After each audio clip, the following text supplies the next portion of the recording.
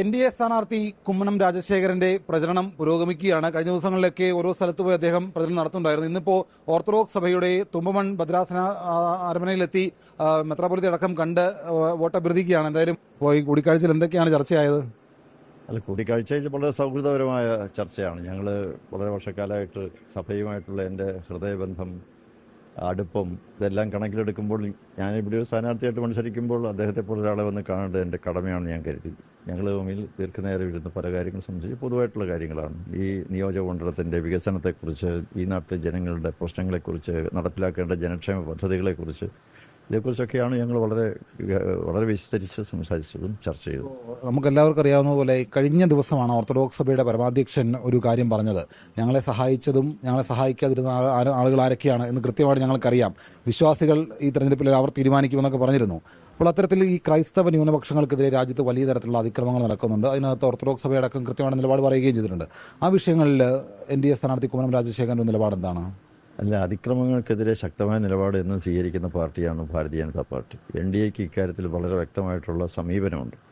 കാരണം അത് മതം നോക്കിയല്ല, മതവിശ്വാസികളുടെ നേരെ ഏതെങ്കിലും വിധത്തിലുള്ള അതിക്രമങ്ങൾ ഏത് ഭാഗത്തുനിന്നുണ്ടായിരുന്നാലും മതവിശ്വാസികളോടൊപ്പം നിലയുറപ്പിക്കുക എന്ന് പറയുന്നത് പാർട്ടിയെ സംബന്ധിച്ചിടത്തോളം പ്രഖ്യാപിതമായിട്ടുള്ള നിലപാടാണ്. അതിക്രമം കാണിക്കുന്നവർക്കെതിരെ ശക്തമായ നടപടി സ്വീകരിക്കണമെന്ന് എപ്പോഴും ആവശ്യപ്പെട്ടിട്ടുണ്ട്. ഈ പറഞ്ഞ സംഭവങ്ങളിലെല്ലാം തന്നെ പോലീസ് ശക്തമായ നടപടി സ്വീകരിച്ചിട്ടുണ്ട്. കുറ്റവാളികളെ അറസ്റ്റ് ചെയ്തിട്ടുണ്ട്, നടപടി സ്വീകരിച്ചിട്ടുമുണ്ട്. അക്കാര്യത്തിലൊന്നും സഭകൾക്ക് യാതൊരു വിധത്തിലുള്ള സംശയവും BJPയുടെ മേലില്ല. അത്തരം കാര്യങ്ങളിലൊക്കെ തിരുമേനി എന്തെങ്കിലും അഭിപ്രായം പറയുകയും ചെയ്തോ? ഇല്ല, അതൊന്നുമല്ല. ഇതൊക്കെ മറ്റു സ്ഥലങ്ങളിൽ ഇവിടെ യാതൊരു വിധത്തിലുള്ള അതിക്രമങ്ങളും ഈ പറഞ്ഞ ഈ നിയോജകമണ്ഡലത്തിലോ ഈ സമീപപ്രദേശ കേരളത്തിലോ ഒന്നും അങ്ങനൊരു സംഭവം ഇല്ലാത്തതുകൊണ്ട് തന്നെ അത് സംസാര വിഷയമായിട്ടില്ല, ചർച്ചാ വിഷയമായിട്ടില്ല. വികസനത്തെക്കുറിച്ച് മാത്രമാണ് തിരുമേനിയുമായിട്ടുള്ള കൂടിക്കാഴ്ചയിൽ ചർച്ചയായത്. വികസനവും മതസൗഹാർദ്ദവും ക്രമസമാധാന പാലനവും ഇതൊക്കെ തന്നെയാണ് പ്രധാനപ്പെട്ട ചർച്ചാ വിഷയം. ആറന്മുള നിയോജക മണ്ഡലത്തിൽ കൂടുതൽ വോട്ടുള്ളത് ഒരു ക്രൈസ്തവ വിഭാഗങ്ങൾക്ക് തന്നെയാണ്, ഓർത്തഡോക്സ് അടക്കമുള്ള വിഭാഗങ്ങൾക്കാണ്. അപ്പോൾ ഈ ഓർത്തഡോക്സ് സഭയുടെ വിശ്വാസികളുടെ വോട്ട് ഇത്തവണ BJPക്ക് അനുകൂലമാകുമെന്നുള്ള പ്രതീക്ഷയുണ്ടോ? തീർച്ചയായിട്ടും ഉണ്ടല്ലോ. കാരണം അവർക്കെതിരെ അവർക്ക് ഉപദ്രവകരമായ ഒരു നിലപാട് ഞങ്ങൾ ഒരിക്കലും സ്വീകരിച്ചിട്ടില്ല. അതുകൊണ്ട് തന്നെ അവർ എപ്പോഴും ഒരു സൗഹൃദത്തിൻ്റെ അന്തരീക്ഷത്തിലാണ്. പ്രത്യേകിച്ച് എനിക്കിവിടുത്തെ ക്രൈസ്തവ സഹോദരങ്ങളോടെല്ലാം അങ്ങേയറ്റത്തെ സ്നേഹവും സൗഹാർദ്ദവും വെച്ചു പുലർത്തുന്ന ഒരാളാണ്.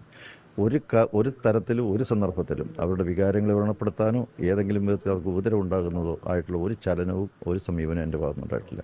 അപ്പോൾ എന്തായാലും ക്രൈസ്തവ ന്യൂനപക്ഷങ്ങൾക്ക് നേർക്കുണ്ടാകുന്ന എല്ലാ അതിക്രമങ്ങളെയും അങ്ങേയറ്റം ശക്തിയായിട്ട് തന്നെ എതിർക്കുന്നു എന്നുള്ള കാര്യമാണ് NDA സ്ഥാനാർത്ഥി കുമ്മനം രാജശേഖരൻ പറയുന്നത്.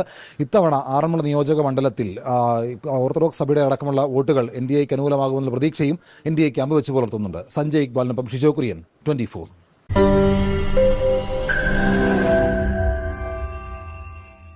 ലോകത്തെവിടെയായാലും ഏത് സമയത്തും 24 വാർത്തകളും ഓഗ്മെന്റഡ് റിയാലിറ്റി പാക്കേജുകളും എക്സ്പ്ലെയിനറുകളും വിശദമായി കാണാൻ ഞങ്ങളുടെ YouTube ചാനൽ നിങ്ങൾക്ക് സബ്സ്ക്രൈബ് ചെയ്യാം.